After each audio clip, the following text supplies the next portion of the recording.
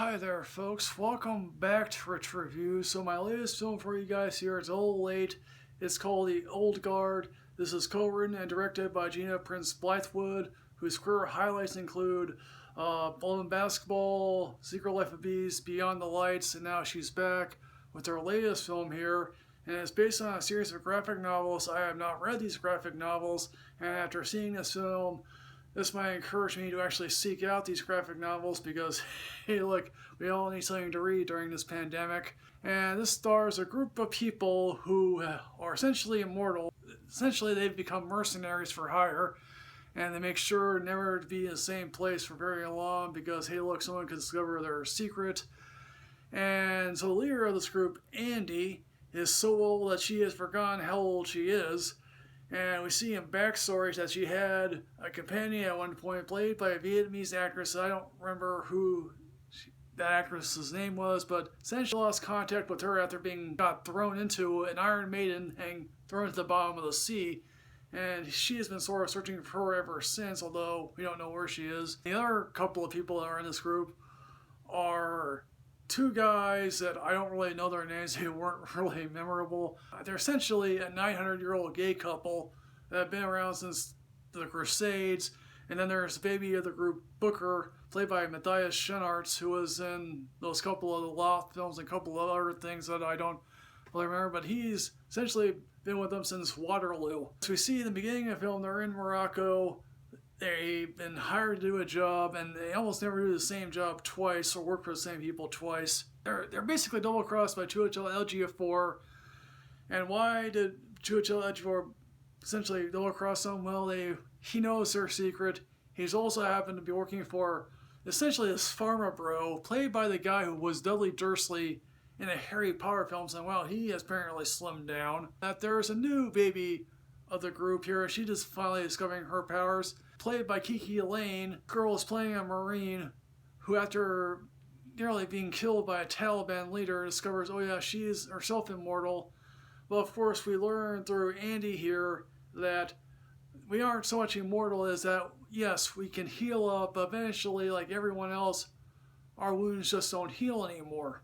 Being that they're mercenaries, they found new ways to kill, and that there is indeed a line that goes along with that, and that is actually pretty funny. One of the more obvious things here in watching this film is I remember a film from 12 years ago called Hancock that starred Will Smith and amazing love Charlize Theron herself.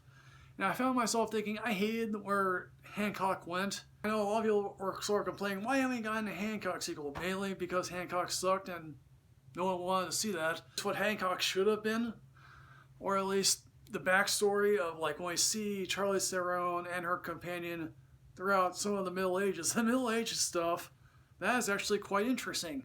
And part of me would have preferred that whole film be about her set in the Middle Ages and her finding the two other guys and have the sort of film end at Waterloo with me and Booker, and then the film end there. Because let's face it, Farmer Bro is not a compelling subject. He's like, yes, I must have your genetic code so we can make sure people stall the aging process.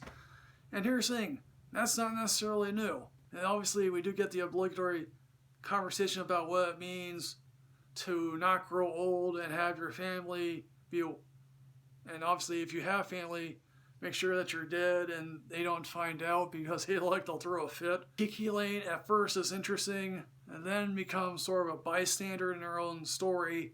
Again, I would like to see a sequel to this, as this film sort of teases a sequel. Somehow some critics are going out of their way just to praise this film.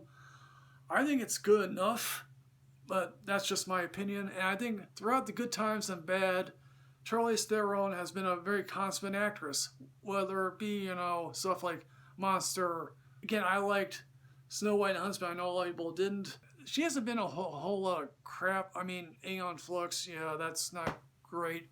And yes, those action scenes, particularly in the end, which sort of has a live, die, repeat type of thing, that's well staged and that's well shot.